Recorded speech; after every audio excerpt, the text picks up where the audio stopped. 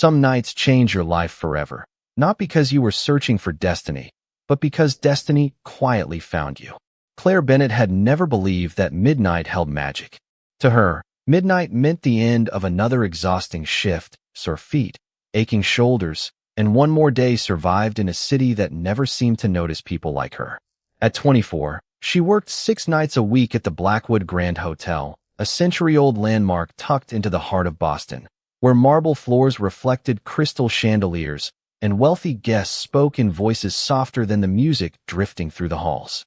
Claire spent every evening carrying silver trays, clearing untouched desserts, and smiling at strangers whose watches cost more than she earned in a year. By the time the last limousine disappeared beyond the iron gates, silence always settled over the building like fresh snow. That silence had become her favorite part of every shift. She slipped off her uncomfortable shoes, letting her tired feet breathe against the polished marble. Somewhere beyond the stained glass ceiling, rain tapped gently against the roof, while the enormous grandfather clock near the staircase announced 12 slow chimes that echoed through the empty ballroom. Claire looked around to make sure every table had been cleared. No supervisors, no guests, no security guards passing through the east corridor. Just endless golden light spilling across the floor beneath the chandeliers. A quiet smile found her face. She reached into her apron pocket and pulled out one small wireless earbud, placing it carefully into one ear. Soft piano music filled her world. She closed her eyes for a single heartbeat before taking one slow step forward. Then another. She wasn't a professional dancer. She had never taken lessons. Her late mother had simply taught her that whenever life became too heavy, the body remembered how to let the heart breathe. So Claire danced, slowly at first, a graceful turn beneath the chandelier, a gentle stretch of her arms as though reaching for stars hidden beyond the painted ceiling. The worries about overdue rent, student loans, and tomorrow's double shift seemed lighter with every quiet movement. She forgot the expensive ballroom surrounding her. She forgot the city beyond the windows. She even forgot herself. The empty room became her stage, and for 3 peaceful minutes, she belonged to no one except the music. High above the ballroom, hidden behind the dark glass of a private observation gallery few employees even knew existed, another pair of eyes remained perfectly still. Lucian Ashcroft had attended countless royal gatherings, political negotiations, and private meetings over the last 400 years. Nothing surprised him anymore. Human ambition repeated itself every generation. Wealth came and vanished. Empires rose and fell. Faces changed while time remained loyal only to him. He had intended to leave the hotel 10 minutes earlier after concluding confidential business with members of the Vampire Council occupying the penthouse floors. Instead, one unexpected movement below had stopped him from taking another step. The young hotel waitress dancing completely alone beneath the chandeliers moved without performance, without audience, without expectation. There was no desire to impress anyone, no ambition hidden beneath each graceful turn, only quiet freedom. Lucian found himself standing motionless beside the gallery window, his pale hand resting lightly against the cool glass. His centuries-old heart, so disciplined it rarely acknowledged ordinary moments, hesitated for reasons he could not explain. Around him, 2 royal guards waited respectfully without speaking. Neither dared interrupt their king's silence. Below, Claire laughed softly to herself after nearly losing her balance during a playful spin before recovering with an embarrassed smile that no one was supposed to witness. She never looked upward. She never imagined that somewhere beyond the shadows, the most powerful vampire alive had completely forgotten the meeting waiting for him because, for the first time in centuries, he simply couldn't look away. Claire pulled the earbud from her ear as the final piano note faded into silence. For a moment, she simply stood beneath the chandelier, catching her breath while the ballroom returned to its usual stillness. She smiled to herself, almost embarrassed by the private little tradition she had kept hidden since her first week at the Blackwood Grand. No applause, no audience. That was exactly how she liked it. She slipped her shoes back on, gathered the empty serving tray, and walked toward the service hallway, never noticing the quiet figure still standing behind the dark observation glass above. Lucian Ashcroft remained completely motionless long after she disappeared from sight. One of his guards finally broke the silence with careful respect. "Your Majesty, the council is waiting upstairs." Lucian did not answer immediately. His silver eyes remained fixed on the ballroom where only moments ago a young waitress had transformed cold marble into something strangely alive. For centuries had taught him that fascination was dangerous. Curiosity often became weakness, and weakness had nearly destroyed kingdoms before. Yet this felt different. There had been no enchantment, no ancient ritual, no supernatural gift hidden inside her movements. She had simply danced because no one was watching. Or so she believed. "Who is she?" Lucian asked quietly. The guard lowered his head. "We will have her identity within the hour." Lucian looked away from the empty ballroom for the first time that night. No. The single word surprised both guards. No investigations that disturb her life. No questioning. No contact. Learn only what is already public. The guards exchanged a brief glance. It was an unusual order. Their king was known for precision, never unnecessary attention toward humans. Yet neither dared question him. "As you command, Your Majesty." Meanwhile, Claire signed out at the employee entrance just after 12:30 in the morning. Cool spring air greeted her as she stepped onto the quiet Boston sidewalk. She wrapped her faded blue cardigan tighter around herself before beginning the familiar 20-minute walk to her apartment. She could have taken the subway, but saving $3 each night meant nearly $90 by the end of the month. $90 could cover groceries. She had learned to measure life in small victories. The city was unusually peaceful after the rain. Streetlights reflected across damp pavement, while distant traffic hummed like a lullaby somewhere beyond the old brick buildings. Claire paused outside a neighborhood bakery that would open before sunrise. The owner often left tomorrow's bread cooling inside the front window. She smiled at the sight, remembering how her mother used to bring home fresh cinnamon rolls every Saturday before illness slowly stole those mornings away. One day, Claire whispered to herself, "I will have weekends again." She continued walking with lighter steps, completely unaware that a sleek black sedan rolled quietly several blocks behind her, never close enough to frighten her and never far enough to lose sight of her. Inside the vehicle, Lucian watched through the tinted window without saying a word. He had ignored another message from the council requesting his immediate return. He rarely disobeyed centuries of discipline, yet tonight every logical decision seemed strangely unimportant. Claire stopped at a crosswalk as the signal turned red. While waiting, she noticed an elderly man struggling to gather a handful of oranges that had rolled across the wet sidewalk after his paper bag split open. Without hesitation, she set down her own worn backpack and hurried over. "Let me help you," she said warmly, kneeling to collect the scattered fruit before the traffic light changed again. The old man thanked her with tired eyes and an uncertain smile. Claire simply wished him a safe evening before continuing toward home, as though the small act required no recognition at all. From inside the silent car, Lucian watched every second. It was not the dance that held his attention anymore. It was the effortless kindness that followed when she believed absolutely no one important was watching. Claire climbed the narrow staircase to her third-floor apartment just before 1 o'clock in the morning, balancing her backpack against one shoulder while fishing for her keys inside the worn canvas bag. Apartment 3B greeted her exactly as she had left it. A tiny kitchen, a second-hand couch, 2 shelves overflowing with borrowed library books, and a single framed photograph of her mother resting beside the window. It was not much, but every rent payment had been earned through honest work, and that gave the little apartment a warmth money could never purchase. She heated a bowl of tomato soup left over from the night before, answered 2 messages from her coworker asking if she could cover another shift over the weekend, then opened her notebook where every dollar of income and every expense was carefully recorded. After subtracting rent, utilities, groceries, and student loan payments, the remaining balance made her sigh softly. She closed the notebook before discouragement could linger too long. Tomorrow would be another chance to move forward. Across the city, the atmosphere inside Ashcroft House felt entirely different. Hidden behind towering stone walls older than the United States itself, the private residence stood silent beneath the cloudy night sky. The library stretched across 2 floors, lined with thousands of leather-bound volumes collected over centuries.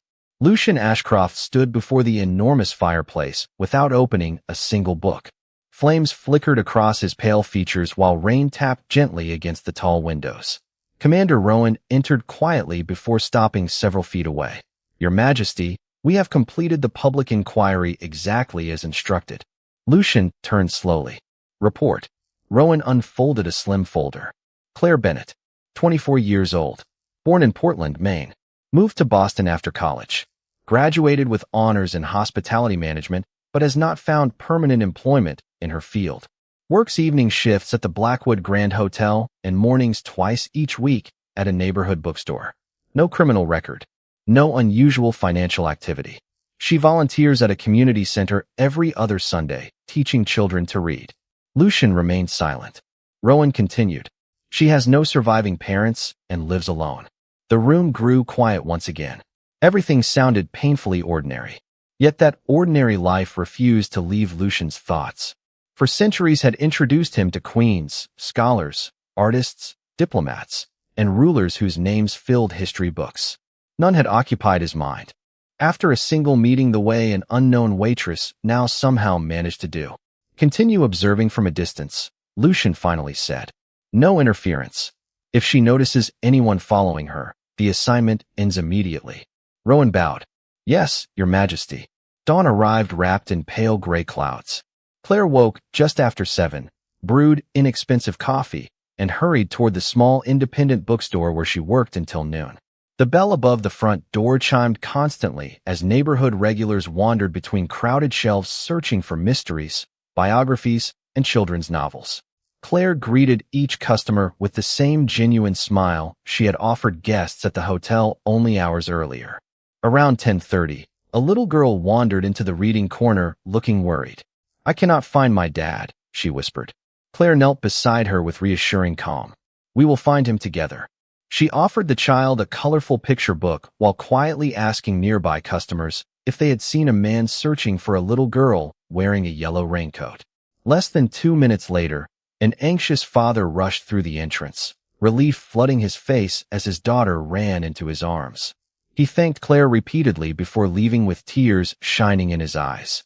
She simply smiled, returned the forgotten picture book to its shelf, and continued unpacking a shipment of new arrivals as though nothing remarkable had happened.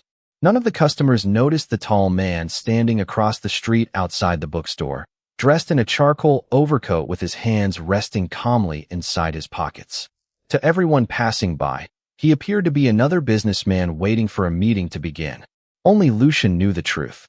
He had not intended to come.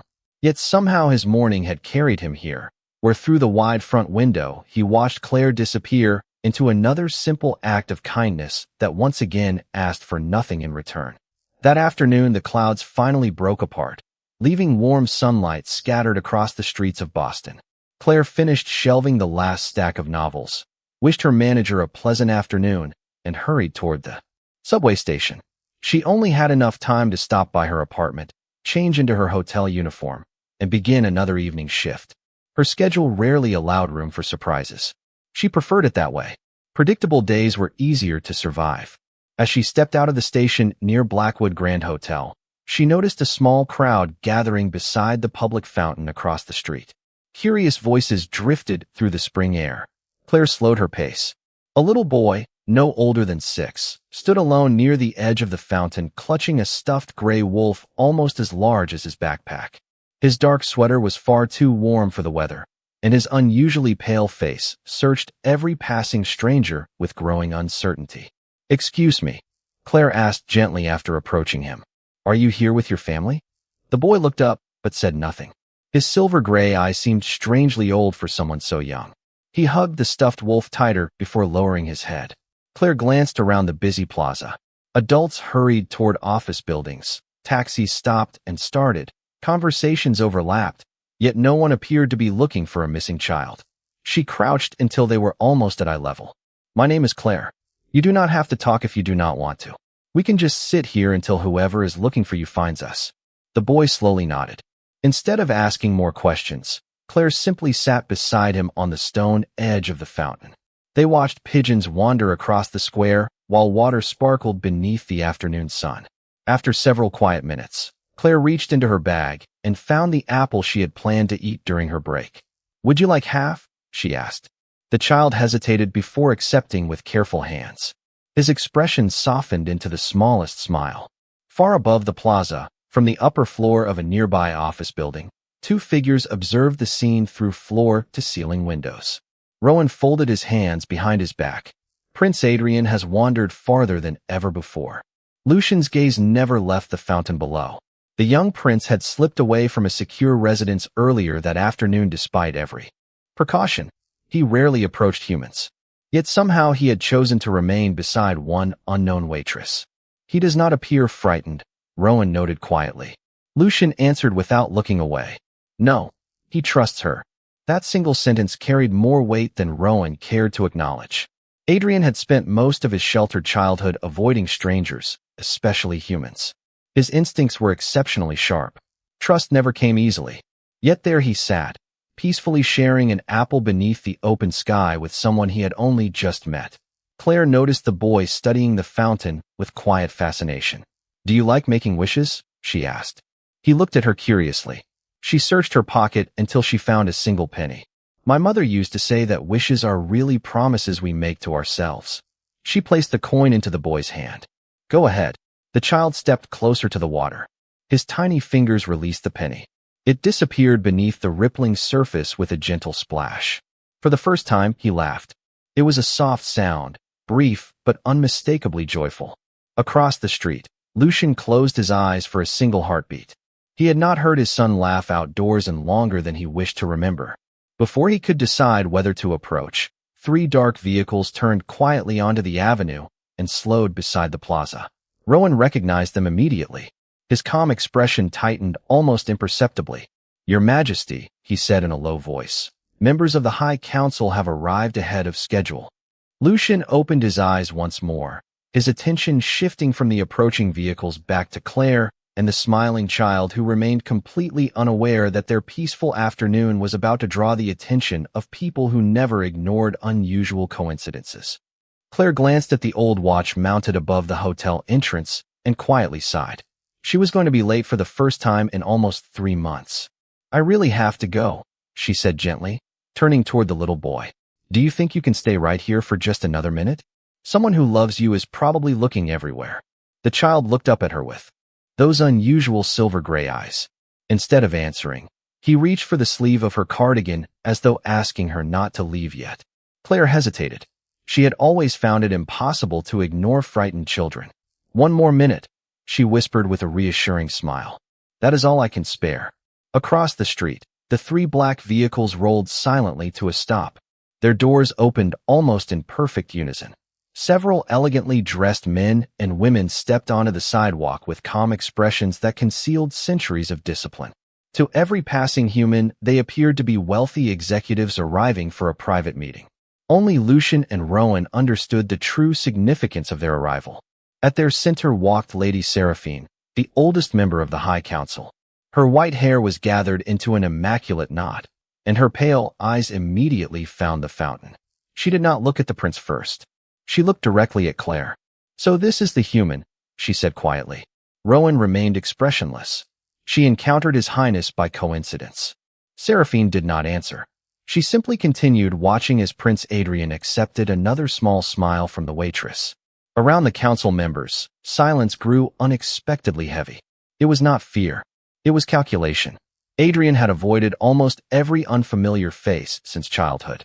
Servants required months to earn his trust.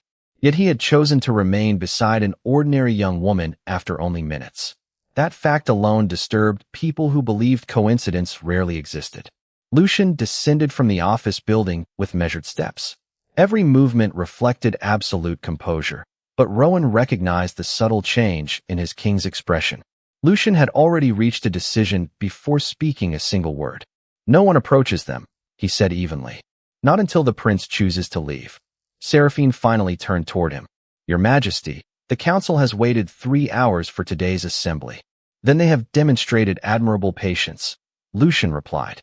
No anger colored his voice, only quiet authority. Even so, several council members exchanged uncertain glances. Their king had never postponed official matters because of a human. Never. At the fountain, Claire noticed the little boy staring toward the opposite side of the street. She followed his gaze but saw only well-dressed strangers standing near expensive cars. "Do you know them?" she asked softly. Adrian did not respond. Instead, he took one cautious step behind her, almost hiding beside her shoulder. Claire instinctively shifted slightly, creating space between him and the unfamiliar group. It was an unconscious gesture, so natural that she never realized she had placed herself between a frightened child and several of the most powerful vampires in existence. Lucian noticed. So did every council member. A brief silence settled over the plaza. "Interesting," Seraphine murmured. "She protects before she questions." Another elder spoke quietly, perhaps intentionally. Lucian's eyes never left Claire. "No," he answered. "She does not even know who he is." The certainty in his voice ended the discussion for the moment, but not the suspicion. Seraphine studied Claire once more, searching for hidden motives, secret alliances, forgotten prophecies, anything that explained the impossible ease with which the prince had accepted her presence. She found nothing. That absence of explanation unsettled her more than any answer could have. Just then a middle-aged hotel employee hurried across the sidewalk waving anxiously. "Claire, there you are? We have been trying to call you. A private event just arrived early. We need you inside immediately." Claire blinked, suddenly remembering the time. "Oh no." She turned back toward Adrian and smiled apologetically. "Looks like your family found you after all." She gently straightened the collar of his oversized sweater before taking a careful step backward. "Be brave, okay?" Adrian reached toward her once more, but stopped himself, clutching the stuffed gray wolf against his chest instead. Claire offered one final smile before hurrying toward the hotel entrance, completely unaware that every member of the High Council continued watching her disappear through the revolving doors, and that in the stillness she left behind, one question had silently taken root. Among them all, why had the future prince trusted her before anyone else? Claire slipped through the employee entrance with an apologetic smile, whispering a quick apology to the front desk manager before tying the black apron neatly around her waist. The ballroom that had been empty only hours earlier now shimmered with quiet elegance once again. Fresh flowers lined the marble staircase. Musicians tuned their instruments beneath towering chandeliers, and servers moved with practiced precision as preparations began for another exclusive private reception. Claire immediately joined the rhythm of the evening, arranging crystal glasses, folding linen napkins, and greeting arriving guests with the same warmth she offered everyone regardless of appearance or status. She never realized that today's gathering had changed at the last minute. It was no longer an ordinary corporate gala. It had quietly become the High Council's emergency assembly. Hidden behind carefully crafted invitations and expensive suits, some of the oldest vampires in existence entered the Blackwood Grand one after another without attracting a single human suspicion. Claire carried a silver tray across the ballroom, weaving gracefully between guests while listening to last-minute instructions from her supervisor through a small earpiece. Table 12 needs sparkling water. Ballroom east entrance opens in 5 minutes. Stay alert. Understood, Claire answered with a polite nod before continuing toward the center of the room. Across the ballroom, Lady Seraphine observed every movement without appearing to do so. Her conversation with another council elder never paused, yet her attention rarely drifted far from the young waitress. "She behaves naturally," one elder murmured. "Exactly," Seraphine replied. "That concerns me more than deception." Nearby, Rowan quietly approached Lucian, who stood beside a tall window overlooking the city skyline. Several council members have begun asking questions about Miss Bennet. Lucian did not move. Questions become rumors. Rumors become mistakes. Rowan understood immediately. "Shall I instruct them to stop?" Lucian slowly turned his gaze toward Claire as she laughed softly after helping an elderly guest recover a dropped handkerchief before continuing on her way without expecting gratitude. "No," he answered calmly. "Let them watch. Truth reveals itself with time." Moments later, the orchestra began its first piece of the evening. Guests drifted toward their assigned tables, while conversations blended into a pleasant murmur beneath the music. Claire carried a fresh tray of tea toward a quieter lounge reserved for distinguished attendees. As she rounded a marble column, she nearly collided with a small figure standing completely still beside a grand piano. "Oh," she caught the tray before anything spilled. "There you are." Adrian looked up at her, still holding the gray stuffed wolf beneath one arm. Somehow he had slipped away from the private reception area despite several discreet attendants nearby. Claire smiled with genuine surprise. You really do have a talent for disappearing, do not you? Adrian gave the faintest nod. Then, after a brief hesitation, he reached into his sweater pocket and carefully removed the shiny copper penny she had given him earlier at the fountain. He held it toward her with both hands. Claire blinked. You want me to keep it? Adrian nodded again. She accepted the coin with a gentle smile. Thank you. I think I will keep it in my lucky pocket. For the first time that evening, the little prince smiled before quietly returning to the adults waiting nearby. Claire watched him leave, still believing he was simply the shy grandson of one of the hotel's wealthy guests. She slipped the penny into her apron pocket and continued serving tea without another thought. From across the ballroom, however, every member of the High Council had witnessed the exchange. The room itself remained filled with elegant conversation, but beneath that polished surface another silence spread. Adrian had voluntarily given away something he had chosen to keep only an hour earlier. Seraphine lowered her teacup without taking another sip. Rowan noticed Lucian's expression soften almost imperceptibly. No words were exchanged between them because none were necessary. The prince had not merely remembered Claire. He had searched for her. And somewhere deep within the traditions older than memory itself, there existed ancient stories that began with gestures so small that everyone dismissed them until it was far too late to change the future. Claire tucked the copper penny into the small inside pocket of her apron and returned to work without giving the moment another thought. To her, it was nothing more than a sweet gift from a shy little boy who finally seemed comfortable enough to smile.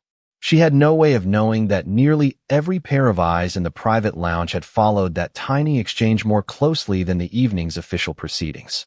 The reception continued with polished elegance. Crystal glasses reflected warm candlelight. Soft strings floated through the ballroom. Distinguished guests exchanged quiet conversations beneath towering chandeliers, while servers moved almost invisibly between tables. Claire remained exactly as she always was, attentive without being intrusive, kind without expecting recognition. She remembered which guest preferred herbal tea over coffee, quietly brought an extra chair for an elderly woman whose feet had grown tired, and thanked every kitchen employee who handed her another tray. Nothing she did appeared extraordinary, yet somehow every small gesture lingered in the minds of those who watched her. Behind closed doors adjoining the ballroom, the High Council gathered around an ancient oak table reserved for private discussions. The atmosphere had changed. The meeting no longer centered entirely on political matters. Lady Seraphine rested both hands upon the polished wood before speaking. The prince has shown unusual attachment twice within one day. That alone cannot be ignored. Another council elder nodded thoughtfully. Neither can His Majesty's continued interest in the same human. Silence settled across the chamber before Lucian finally entered. The heavy doors closed quietly behind him. Every council member rose in respect. Lucian acknowledged them with a slight inclination of his head before taking his place at the end of the table. Let us begin, he said evenly. Seraphine met his calm gaze without hesitation. Very well. Then we shall begin with the human. No one needed to ask which human she meant. Lucian remained perfectly composed. Claire Bennett has violated no law. Perhaps not, Seraphine replied. But history reminds us that extraordinary coincidences deserve careful examination. Another elder unfolded a weathered parchment copied from records preserved for centuries. There exists an old account written long before this nation was founded. It describes a human whose kindness reached a child of royal blood before destiny revealed itself. Lucian listened without interrupting. The elder continued carefully. The account claims that the first gift freely exchanged between them became a sign recognized by fate itself. Rowan glanced briefly toward the pocket where he knew the prince had carried the copper penny only hours earlier. No one spoke for several long seconds. Finally, Lucian answered in the same measured voice that had guided kingdoms through centuries of change. Ancient stories survive because people remember hope more easily than certainty. We govern through reason, not superstition. Several elders appeared unconvinced. Seraphine folded the parchment. Reason requires observation. Lucian's silver eyes remained steady. Observation is acceptable. Interference is not. His words settled over the room with unmistakable authority. No one challenged him further. Outside, completely unaware that her name had become the center of a centuries-old debate, Claire carried a fresh tray through the ballroom toward the grand staircase. As she reached the landing, she paused for just a moment. Through the tall windows overlooking the city, she noticed the rain had finally stopped. Moonlight spilled across the marble terrace exactly as it had the night before when she had danced alone after her shift. An unexpected thought crossed her mind. Maybe, if work ended early tonight, she would dance again. She smiled quietly at the simple idea before continuing down the staircase. High above the ballroom, hidden within the shadowed observation gallery, Lucian stood alone once more. He had left the council meeting before its formal conclusion, something he almost never did. Through the glass, he watched Claire disappear into the sea of elegantly dressed guests, carrying nothing more remarkable than a silver tray and a warm smile. Yet deep within memories stretching back 400 years, another image stirred. An ancient mural carved into white stone. A young woman offering a simple coin to a child beneath a sky filled with stars. For centuries, Lucian had dismissed it as legend. Tonight, for the first time, he was no longer certain. The evening reception drew gracefully toward its final hour. Conversations softened, musicians played slower melodies, and the last courses disappeared from polished tables beneath the glow of crystal chandeliers. Claire finally allowed herself one quiet breath as she arranged empty glasses onto a silver tray. Her feet ached from nearly 14 hours of work between the bookstore and the hotel, yet she still smiled whenever another guest thanked her. She believed kindness should never depend on how tired someone felt. Nearby, Adrian sat quietly beside an enormous fireplace in the private lounge, hugging his gray stuffed wolf while absent-mindedly tracing circles on the armrest with one finger. Every few moments his eyes drifted toward the ballroom entrance as though waiting for someone. Rowan noticed immediately. "He is looking for her again," he said quietly. Lucian followed his son's gaze without answering. He did not need to. The truth had become impossible to ignore. Adrian had spent years speaking very little, even among those closest to him. But within a single afternoon, Claire had earned something priceless. Not obedience, not admiration, trust. That realization settled heavily upon Lucian's thoughts. Across the ballroom, Claire thanked the kitchen staff before carrying one final tray toward the service corridor. As she rounded the corner near the grand staircase, she heard tiny footsteps behind her. She turned and smiled. Adrian stood there once again, clutching his stuffed wolf beneath one arm. "Hello, you," Claire whispered warmly. "You really do keep finding me." The little prince slowly held out a folded piece of white paper. Claire accepted it carefully before unfolding the page. It contained only one drawing made with blue-colored pencil. Two stick figures stood beneath a large chandelier. One figure wore what looked like a small crown. The other had long hair and appeared to be dancing. Above them, dozens of tiny stars filled the page. Claire's expression softened. "Did you draw this?" Adrian nodded. "It is beautiful." She crouched until they were eye level. "Thank you. I will keep it with the lucky penny." Adrian's face brightened with another quiet smile. Before Claire could say anything else, a familiar voice interrupted gently. "Your Highness." Rowan approached with calm professionalism. "It is time." Claire blinked, slightly confused by the formal title, assuming it belonged to some distinguished family tradition she did not understand. Adrian reluctantly looked toward Rowan before glancing back at Claire one last time. Without warning, he reached forward and gave her a brief hug. It lasted only a second. Then he stepped away and quietly followed Rowan down the corridor. Claire remained kneeling with the drawing still resting in her hands. "What a sweet little boy," she whispered to herself before slipping the paper carefully inside her notebook. She never noticed Lucian standing several yards away, partially hidden beside one of the marble columns. He had witnessed the entire exchange without interruption. Around him, several council elders had witnessed it as well. None spoke until Adrian disappeared from sight. Finally, Seraphine broke the silence. "The prince has offered her 3 gifts within one day. His trust is no longer accidental." Lucian answered without taking his eyes off Claire. "Trust cannot be commanded. Neither can destiny," Seraphine replied, "which is why it deserves caution." Before Lucian could respond, another council member entered quietly carrying an aged leather case recovered from the royal archives earlier that evening. He opened it upon a nearby table and carefully revealed a weathered parchment whose ink had faded with time. At its center appeared a hand-painted illustration. A pale king stood beneath an enormous chandelier while, several steps away, a young human woman danced alone across an empty marble floor. Lucian stared at the image in complete silence. The resemblance to the previous night's ballroom was impossible to dismiss. Even the position of the chandeliers matched. Beneath the painting, written in elegant ancient script, appeared a single translated sentence preserved across centuries. When the lonely king pauses to watch the joyful heart that dances unseen, the path of the forgotten promise begins again. For the first time in more than 400 years, Lucian felt something unfamiliar settle quietly beneath his perfect composure. Not certainty, not fear, hope. The reception concluded just before midnight. One by one, the elegant guests departed beneath the glow of antique lanterns, while the hotel slowly returned to the peaceful silence Claire loved most. She collected the final stack of plates, thanked the kitchen staff for another successful evening, and carefully untied her apron. As always, she reached into the small pocket sewn inside the fabric to make sure her belongings were still there. Her employee badge, the copper penny Adrian had given her, the folded drawing of two figures beneath a chandelier. She smiled softly before placing all three inside her backpack. "Looks like I collected more memories than tips today," she whispered with a quiet laugh. Upstairs, inside a private chamber hidden beyond the hotel's public corridors, the High Council prepared to leave.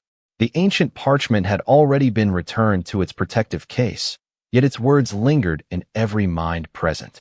Lady Seraphine approached Lucian before the others departed. "The prophecy has not declared itself," she said calmly. "It has only reminded us of its existence." Lucian looked through the tall window toward the empty ballroom below. "Then we will allow the future to reveal itself naturally." Seraphine studied him for a long moment. "Can you remain only an observer?" Lucian did not answer immediately. His gaze rested upon the marble floor where, less than 24 hours earlier, a young waitress had danced without realizing someone had been watching from above. "I have ruled by patience for 4 centuries, he finally replied. "I will not abandon it." "Now," Seraphine accepted the answer with a respectful nod, although uncertainty remained in her eyes. "I hope patience will be enough." Several minutes later, Claire stepped into the deserted ballroom, carrying her shoes in one hand.